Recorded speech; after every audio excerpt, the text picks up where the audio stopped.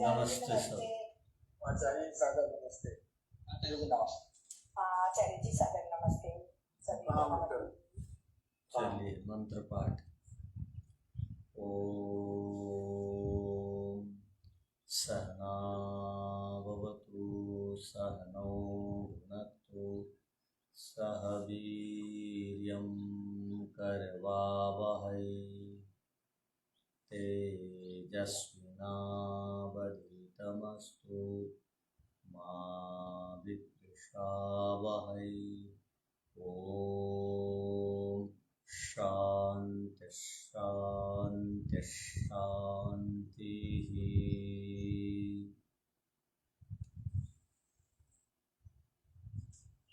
सादर नमस्ते आचार्य जी। सादर नमस्ते आचार्य। नमस्ते। मंत्र हो गया है, आपको पता लगा या नहीं? अच्छा सर का चलिए अब हम पंचम अध्याय में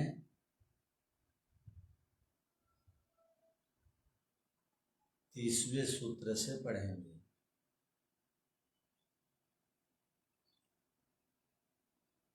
जब कोई विषय, प्रकरण, प्रसंग महत्वपूर्ण रहता है तो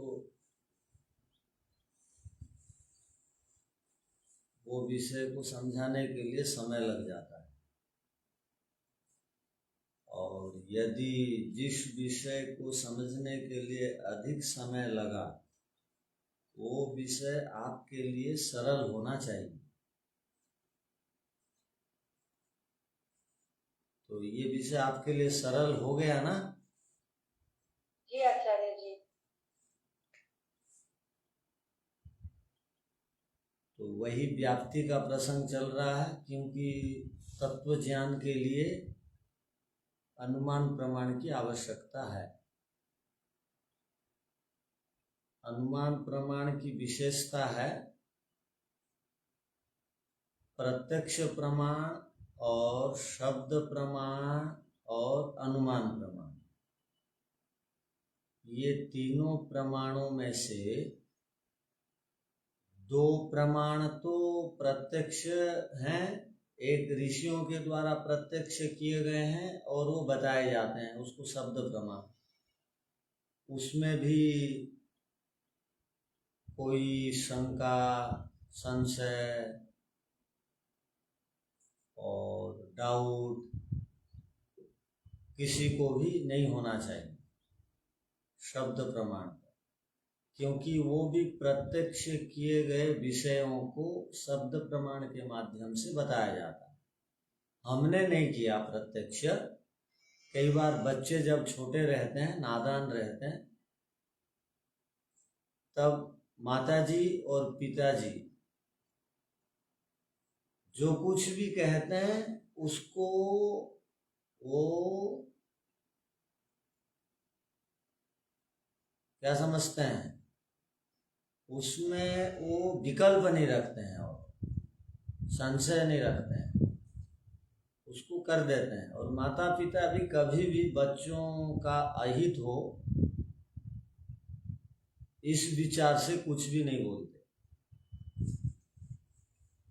तो ऋषि और स्वयं ईश्वर हमारे माता पिता के समान है, हमारे गुरु हैं। उनके मन में भी अहित की भावना नहीं है, तो उन्होंने शब्द प्रमाण के माध्यम से जो भी कुछ कहा है वो हमारे लिए, हम बोलते हैं ना रामबाण दवाई है, वो वैसे ही है।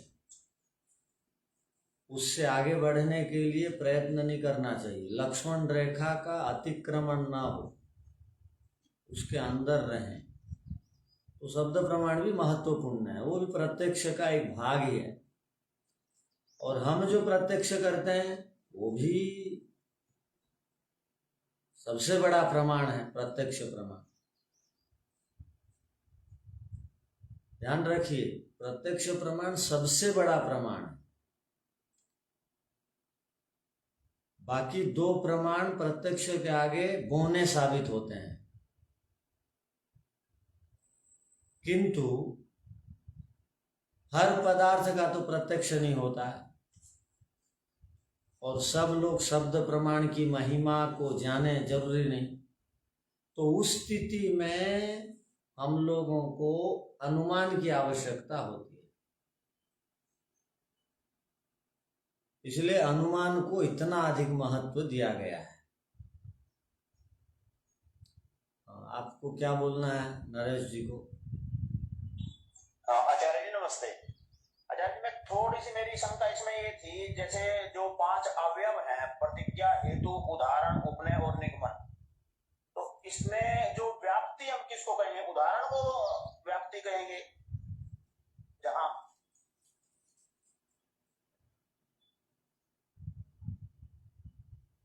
अब प्रतिज्ञा, हेतु के बाद व्याप्ति दी जाती है। व्याप्ति माने अनुमान प्रमाण का सार। जहां अनुमान प्रमाण ठहरा रहता है उसको व्याप्ति कहते हैं। मतलब उदाहरण ही हुआ ना, जैसे इसमें उदाहरण नहीं, तीसरे नंबर वो हेतु है। आपका प्रतिज्ञा वाक्य, जैसे नहीं सुनिए, आपका प्रतिज्ञा वाक्य किसमें ठहरता है? हेतु में है या उदाहरण में? हेतु में। बस हेतु में ठहरता है। उसके बाद जब हम मतलब उदाहरण देते हैं, जो जो उत्पन्न होता है वह अनित्य होता है, तो ये व्याप्ति हुई। हाँ, वो उदाहरण तो अलग चीज है। अच्छा, उदाहरण तो आप वो दोनों के अनुकूल एक बात को लाके समझाने के लिए देते हैं। ठीक है। मतलब व्याप्ति जो है पंच अवयव का हिस्सा नहीं है। दोनों का सार है ना व्याप्ति। पंच अवयव भी अनुमान को सिद्ध करते हैं, व्याप्ति भी अनुमान को सिद्ध करता है।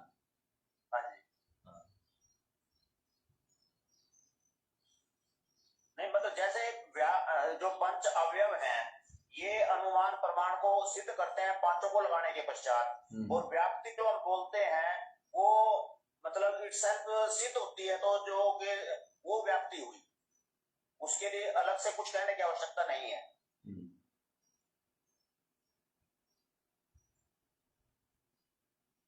तो अनुमान का अर्थ हो गया व्याप्ति, ठीक है, और अनुमान का अर्थ हो गया पंच अवयव। ठीक है। तो दोनों ही अपने आप में अनुमान के लिए आवश्यक है, महत्वपूर्ण है। तो आप दोनों को नहीं छोड़ सकते हैं। व्याप्ति से यदि आप बात समझ में आ गई तो और उदाहरण और उपनय निगमन आदि की आवश्यकता नहीं है। ठीक है। किंतु स्पष्टीकरण के लिए बिल्कुल निश्चिंत हो जाने के लिए पांचों की आवश्यकता है। अब आगे देखिए।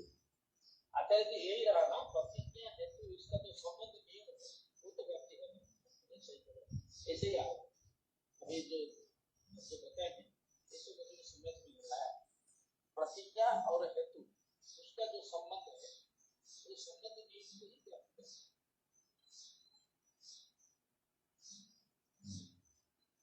ठीक है।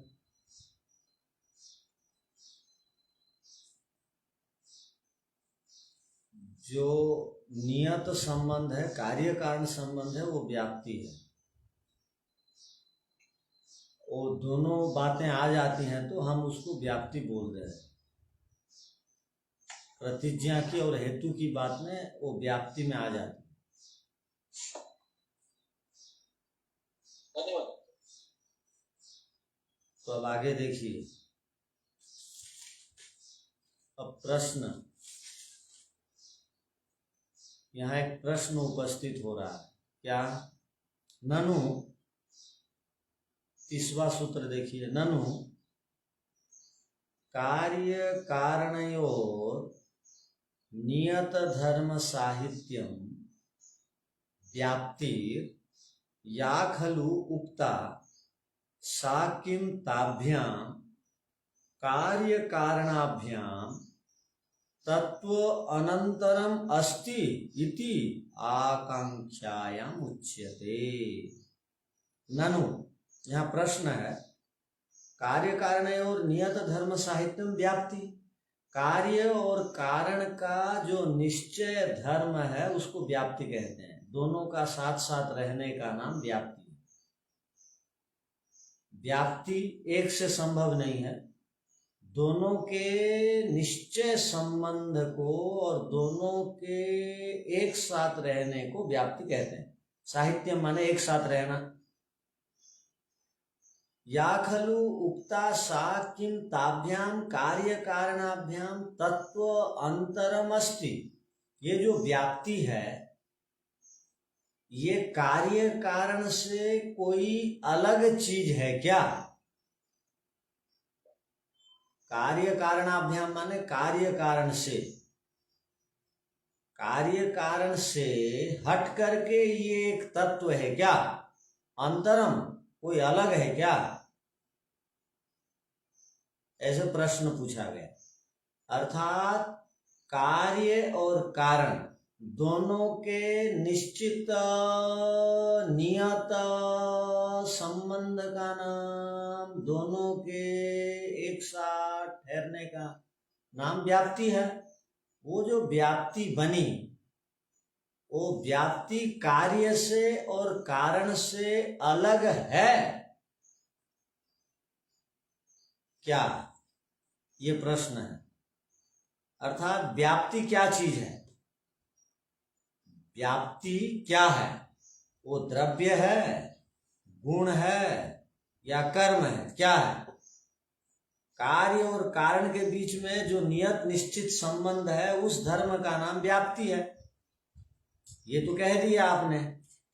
और जिस व्याप्ति के बारे में आप कह रहे हैं वो कार्य और कारण से भिन्न है क्या? अर्थात व्याप्ति का अर्थ क्या हो गया? अर्थात जो धुएं के विषय में और अग्नि के विषय में बताया गया, दोनों का नियत निश्चित संबंध को व्याप्ति कहते हैं। तो वो जो व्याप्ति है धुआं से और अग्नि से अलग है क्या? मिट्टी और घड़ा, अर्थात घड़ा और मिट्टी, घड़ा और मिट्टी का निश्चय नियत संबंध है।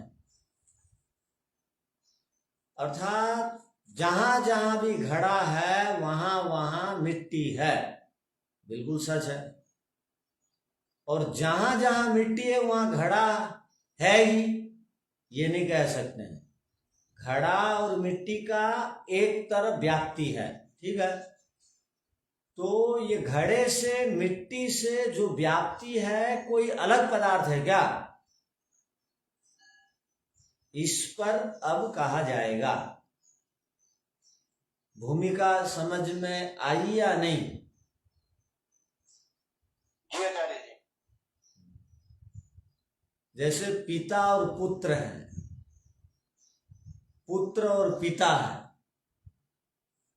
तो पुत्र एक अलग है, पुत्र कार्य पदार्थ है, पिता कारण पदार्थ है। दोनों का निश्चित संबंध को व्याप्ति हमने कहा, ठीक है। अब पिता पुत्र से जो व्याप्ति संबंध से जो एक व्याप्ति बनी, वो व्याप्ति भी पिता और पुत्र के समान अलग अस्तित्व वाली है क्या? यह प्रश्न है। इन दोनों से हट करके है क्या व्याप्ति? ये कहना चाह रहे हैं। दोनों के नियत संबंध को व्याप्ति कहते हैं। तो व्याप्ति बनने के बाद एक अलग प्रकार का तत्व या पदार्थ निकला, उसको क्या कहेंगे? व्याप्ति को।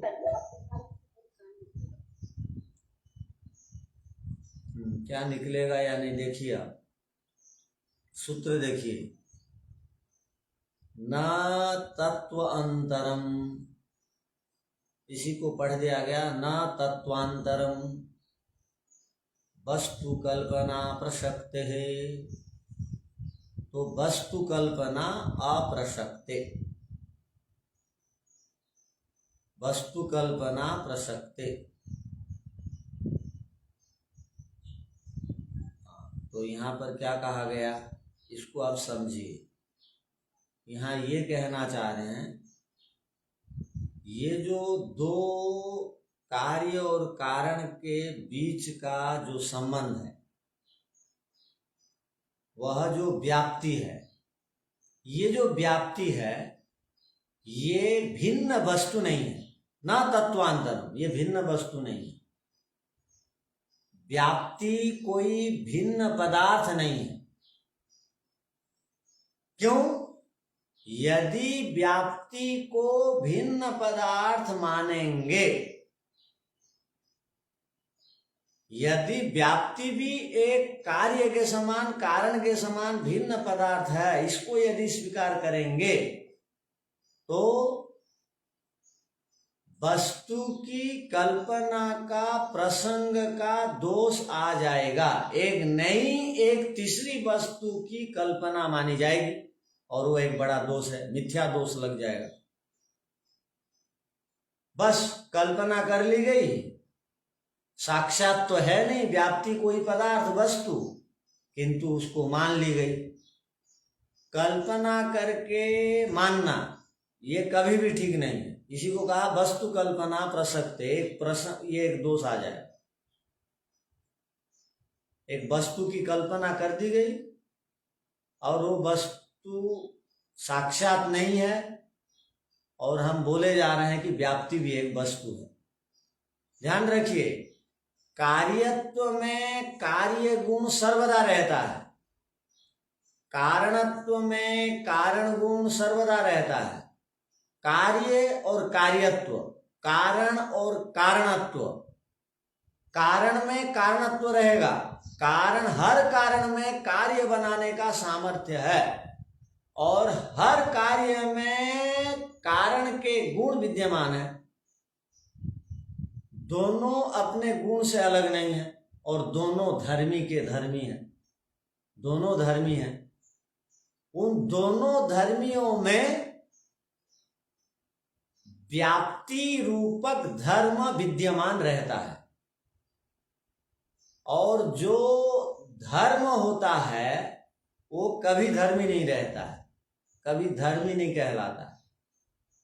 और जो भी धर्म है, धर्म माने विशेषता, धर्म माने गुण, वो सर्वदा, जैसे विशेषण सर्वदा विशेष्य पर निर्भर है।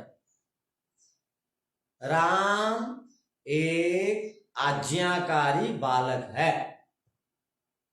लोग कहते हैं आज हनुमान जी की जयंती है, तो हनुमान जी राम जी के लिए आज्ञा को मानने के लिए सर्वदा तैयार रहते थे।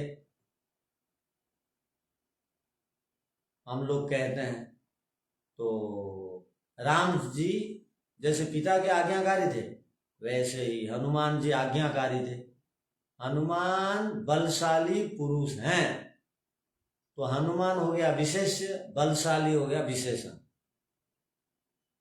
और जो विशेषण है वो विशेष्य में ठहरता है, जो गुण है वो गुणी में रहेगा, जो धर्म है वो धर्मी में रहेगा। तो दोनों धर्मी, पिता पुत्र दोनों धर्मी हैं।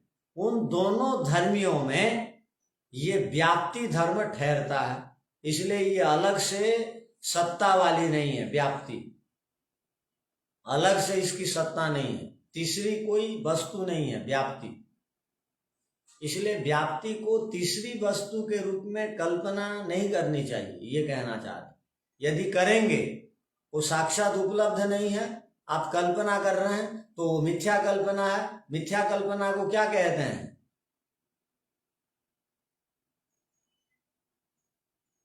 योग दर्शन की भाषा में, योग दर्शन की भाषा में हाँ, अच्छा, चलिए, मिथ्या कथन नहीं है और बोल दिया जाता है, उसको क्या बोलते हैं? वो तो मिथ्या ज्ञान हो गया। हाँ, ठीक है, नहीं है समझाने के लिए बोल दिया गया।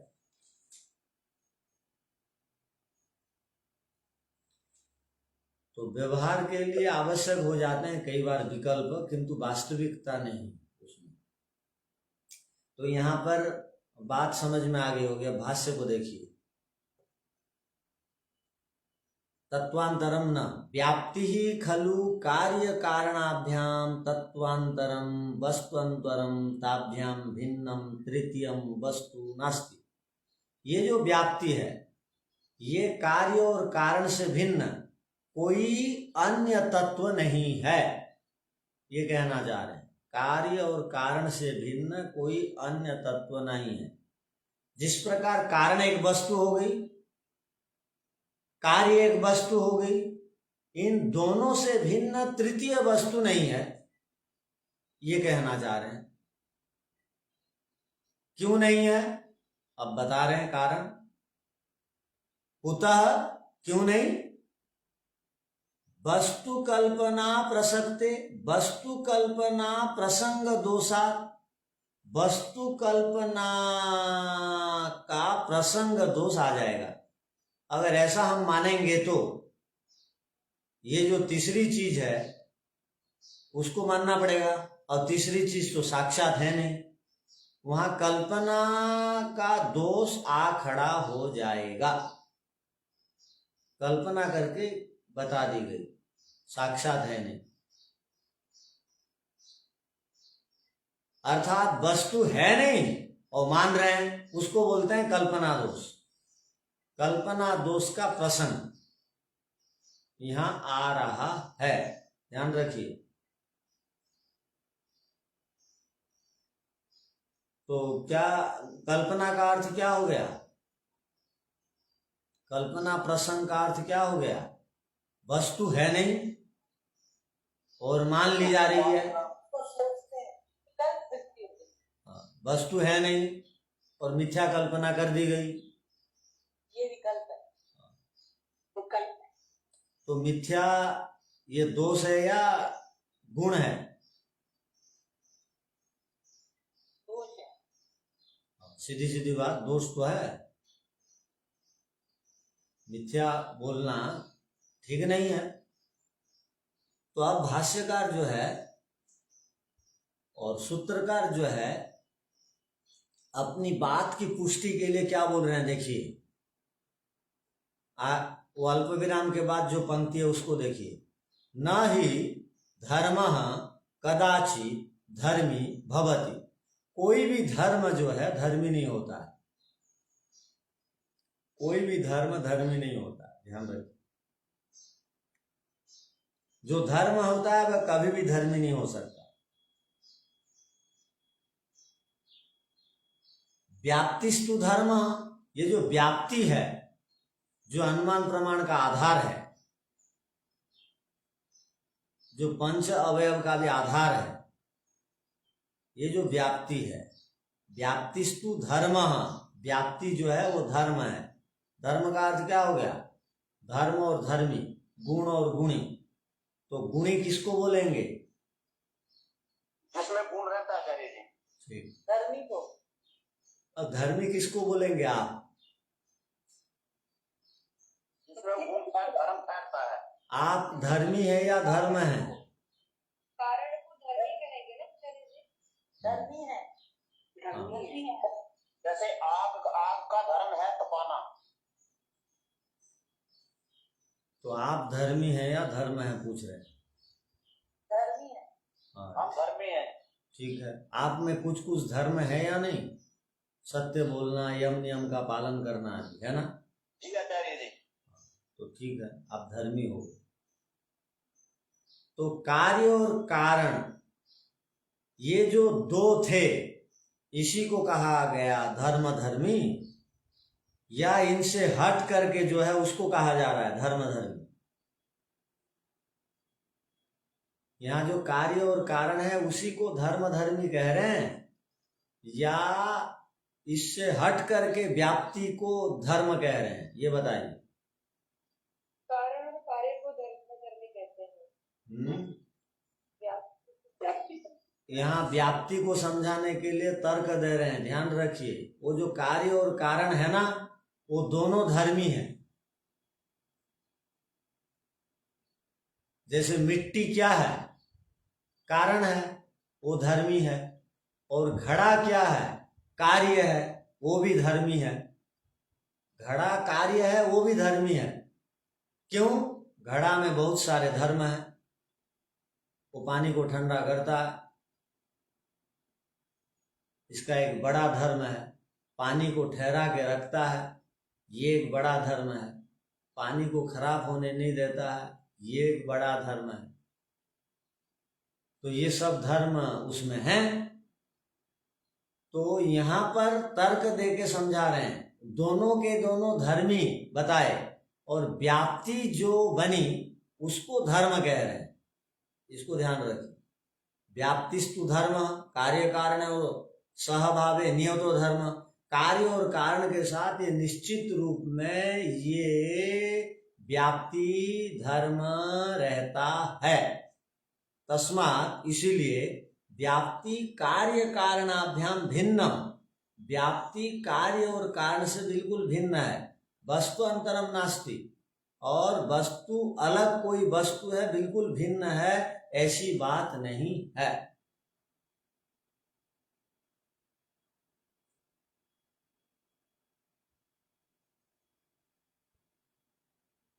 आचार्य जी, इसमें ये भी बताया है ना कि धर्म तो कभी धर्मी बन ही नहीं सकता। हाँ, तो बोले तो ना ही धर्म हाँ, तो कदाचित कार्य धर्मी और हो। कारण दोनों, कार्य और कारण दोनों को धर्मी कैसे थे आपने? ये नहीं समझ में आया आचार्य जी।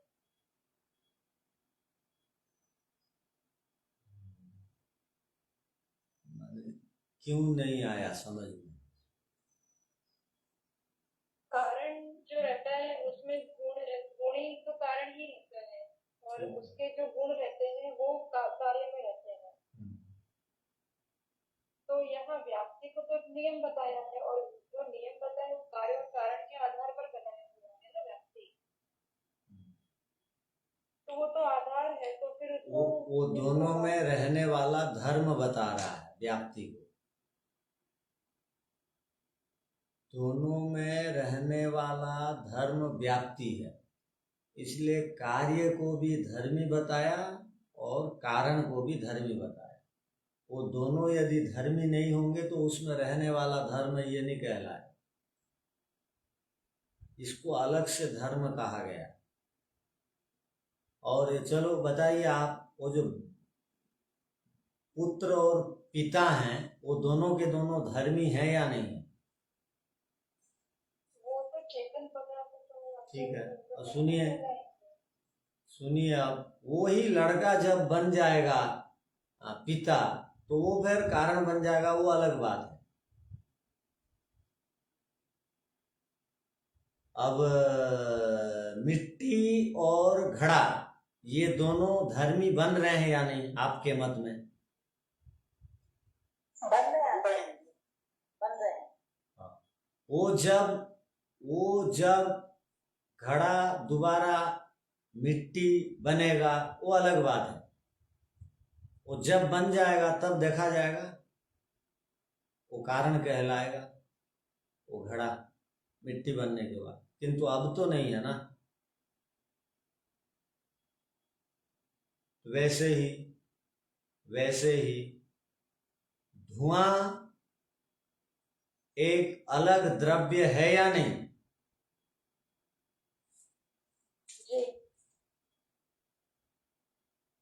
धुआं के गुण अलग हैं, अग्नि के गुण अलग हैं। अग्नि में हाथ देंगे तो जल जाएंगे, धुआं में हाथ देंगे तो जलेंगे नहीं। हाँ, काला हो सकता है, आंसू निकल सकता, वो अलग बात। तो इस दृष्टि से यहाँ बताया गया, यहाँ की दृष्टि को हमको समझने की आवश्यकता है। यहाँ जिस दृष्टि से तर्क दे करके बता रहे हैं उसको हम अब समझ रहे हैं। ठीक है, अब सूत्र का अर्थ लिख लीजिए।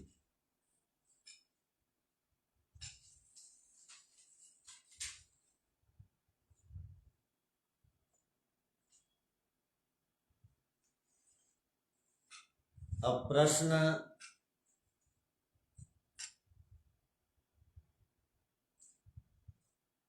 उत्पन्न होता है कि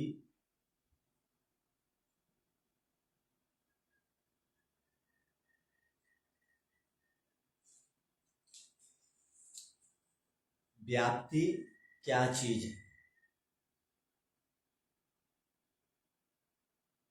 अर्थात व्याप्ति क्या है।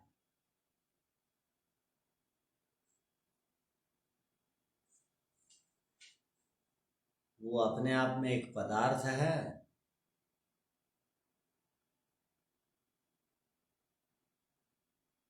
या वह अपने आप में एक गुण है।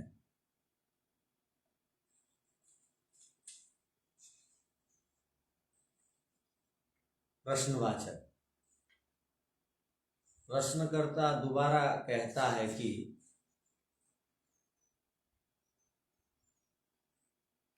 आपने पीछे कहा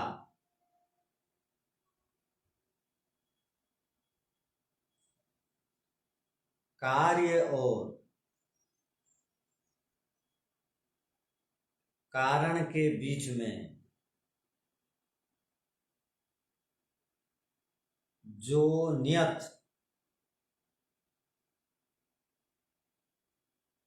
अर्थात निश्चित धर्म का होना है,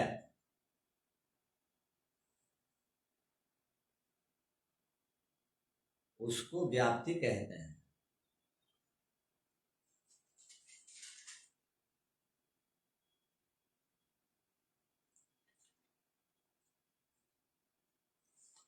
अब सिद्धांती को आगे उसी प्रश्नकर्ता के द्वारा पूछा जा रहा है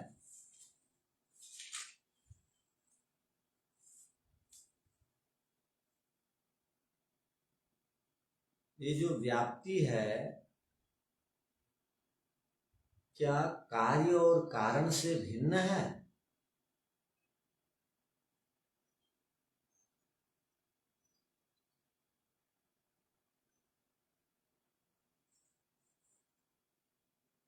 अल्प विराम। ये जो व्याप्ति है वह धुएं और अग्नि से भिन्न है। प्रश्नवाचक।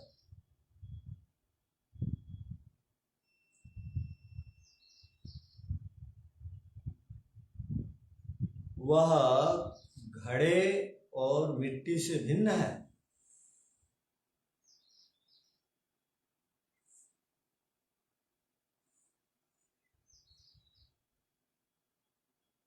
वह कार्य कारण संबंध से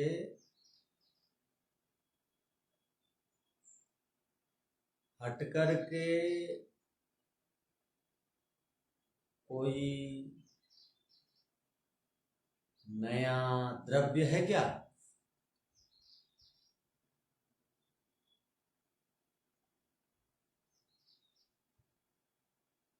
इस प्रश्न का समाधान करते हुए सूत्रकार कहते हैं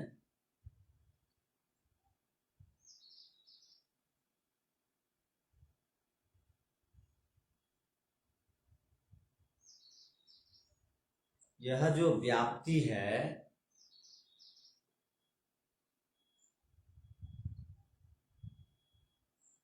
यह भिन्न वस्तु नहीं है।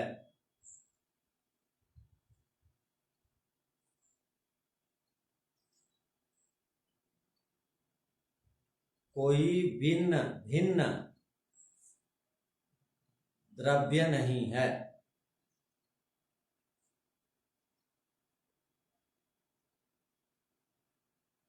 या कोई उन दोनों से हटकर भिन्न तत्व नहीं है।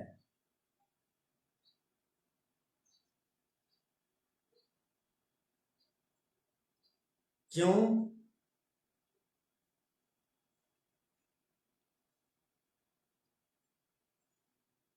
यदि व्याप्ति को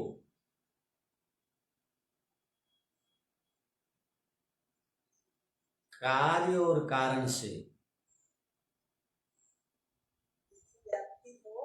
यदि व्याप्ति को कार्य और कारण से पृथक कोई एक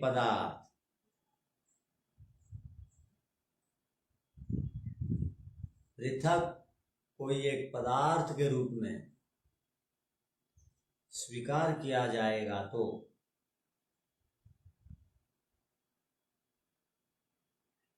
वहां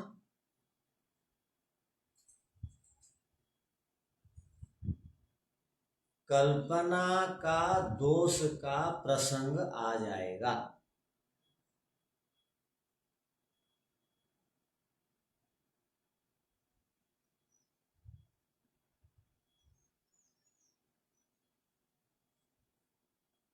अर्थात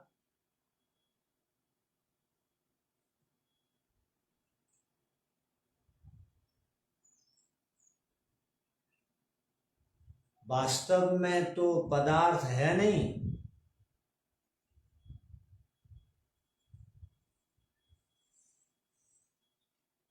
और हम मान ले रहे हैं।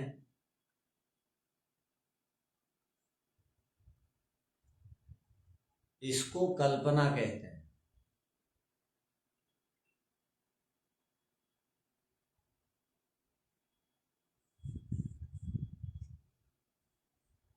मिथ्या कल्पना का दोष होगा।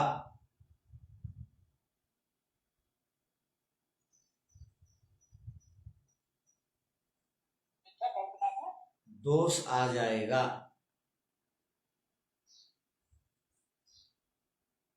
अर्थात यह जो व्याप्ति है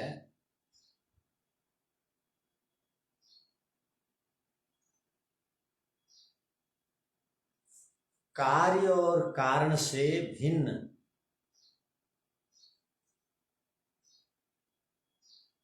अन्य कोई तत्व नहीं है।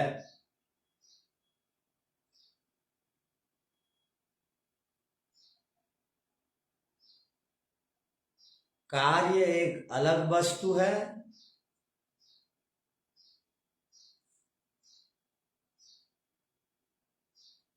और कारण एक अलग वस्तु है।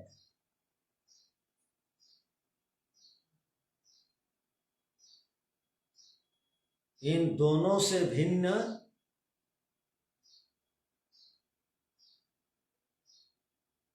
तृतीय वस्तु के रूप में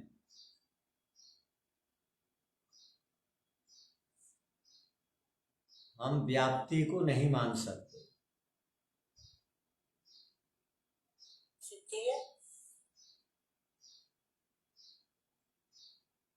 नहीं मान सकते तृतीय वस्तु के रूप में। पूर्ण विराम। इन दोनों के बीच का जो संबंध है, ये दोनों के बीच का जो संबंध है, यह संबंध दोनों में रह रहा है।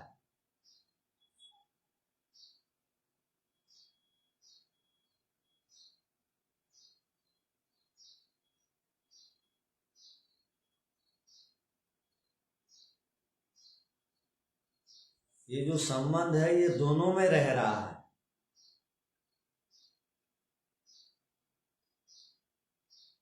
दोनों में संबंध रहने से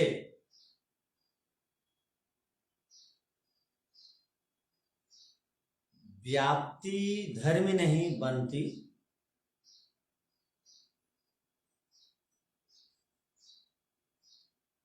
बल्कि व्याप्ति धर्म है।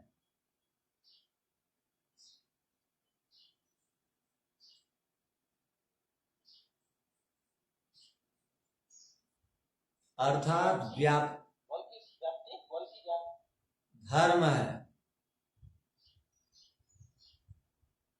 अर्थात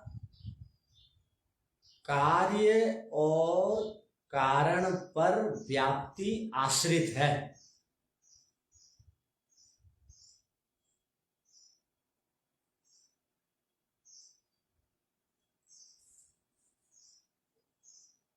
कार्य और कारण पर आश्रित है।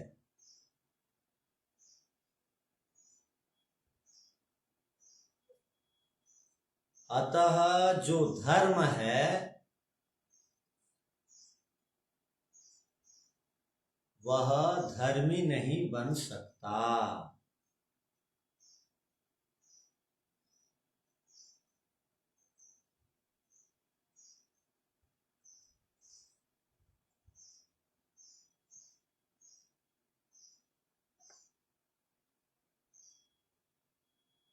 ठीक है,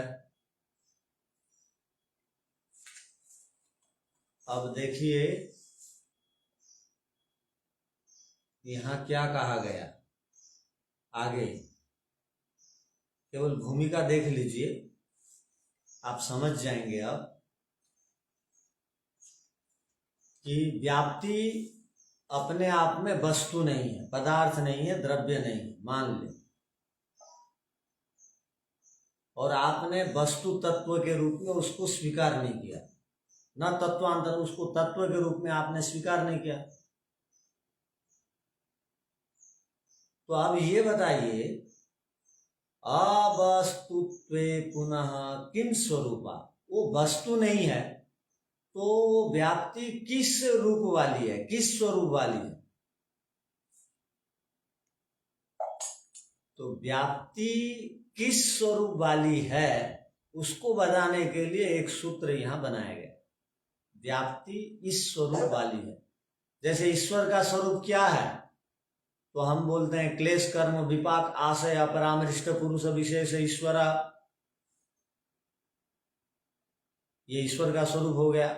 सपर्यगा शुक्रम अकायम अव्रणम अस्नाविरम बोल देते हैं, ये ईश्वर का स्वरूप हो गया। तो यहां व्याप्ति का स्वरूप क्या है, अब बता रहे हैं, निज शक्ति उद्भवम इति आचार्य। सांख्य दर्शन का जो मूल आचार्य है वो महर्षि कपिल हैं। महर्षि कपिल अपना नाम स्वयं लेते हुए बोल रहे हैं, अपना नाम तो वहां नहीं लिखे हैं, वो शुद्ध आचरण वाले थे इसलिए उनको आचार्य कहा जाता था, वो आचार्य नाम से प्रख्यात थे। तो वो बोल रहे हैं मेरे मत में तो यह है, क्या है, वो अपना मत दे रहे हैं। मेरे मत में तो व्याप्ति का स्वरूप यह है, क्या है, जो अपनी निज शक्ति उद्भवम, जो अपनी शक्ति से प्रकट होती है वो व्याप्ति है। अर्थात जो अपनी शक्ति से प्रकट होता है। इसका अर्थ ये हो गया कि कारण के अंदर अपनी शक्ति रहती है और कार्य के अंदर भी अपनी स्वयं की शक्ति रहती है। ध्यान रखिए, ऐसी शक्ति जो कार्य को उत्पन्न कर सके और कारण को भी उत्पन्न कर सके। तो इसका अर्थ क्या हो गया, जो अपनी शक्ति स्वयं प्रकट करता हो, तो दोनों में अपनी अपनी शक्ति है। कारण में भी एक शक्ति है अपनी और कार्य में भी अपनी एक शक्ति है। ध्यान रखिए, कारण के अंदर ऐसी शक्ति है जो कार्य को उत्पन्न कर सकता है। ध्यान रखना, जो भी कारण बनता है उसके अंदर एक शक्ति होती है। जो भी कारण बनता है, जैसे कपास कारण बनता है, उसके अंदर शक्ति है कि वो सूत को पैदा कर सकता है। बीज कारण है, उसके अंदर शक्ति है, वो वृक्ष को पैदा कर सकता है। हर कारण में कार्य को पैदा करने का सामर्थ्य है, तो वो कारण की शक्ति कहलाएगी। अब कार्य के अंदर ऐसी शक्ति रहती है, कौन सी शक्ति? कार्य के अंदर ऐसी शक्ति है जो कारण से युक्त होकर अपने अस्तित्व को प्रकट करता है। कार्य के अंदर क्या शक्ति है? अपने स्वरूप को प्रकट करता है। नहीं, पूरा उसकी परिभाषा क्या होगी? अपने कारण से युक्त होकर अपना स्वरूप को प्रकट। हाँ, कार्य के अंदर ऐसी शक्ति है जो कारण से युक्त है और अपने अस्तित्व को प्रकट कर रहा। कोई भी कार्य ऐसा नहीं जो कारण से हट के रहता हो, ध्यान रखिए। जैसा बेटा है ना, वो कार्य है, वो पिता कारण से युक्त होता हुआ अपना अस्तित्व को प्रकट करता है। वैसे ही घड़ा कार्य है, वो मिट्टी कारण से युक्त होकर के अपने अस्तित्व को प्रकट करता है। वैसे ही धुआं कार्य है, वो आग से युक्त होकर के अपने अस्तित्व को प्रकट करता है। तो कार्य ऐसा ही कोई नहीं बन जाता है, अपने अस्तित्व को प्रकट करते हैं। तो जो कार्य और कारण के अंदर जो अपनी अपनी शक्ति है, उसी शक्ति को ही व्याप्ति कहते हैं, ध्यान रखिए। और वो प्रकट होने के बाद वो बात समझ में आती है।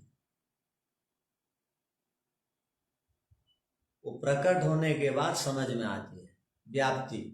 पहली बार किसी ने यदि धुआं और आग को देखा, वो बात नहीं समझेगा। कब पहली बार जो बादल और बारिश को देखता है तो बात नहीं समझ में आएगी। बार बार देखने से आती है ये बात, अब बार बार पढ़ने से ये बात समझ में आएगी। जो अपनी शक्ति को प्रकट करना होता है उसका नाम है व्याप्ति, ऐसे आचार्यों का कहना है। इस पर हम और विस्तार से देखेंगे, ये भूमिका थी। ठीक है। ओम शांति शांति शांति। सबको सादर नमस्ते।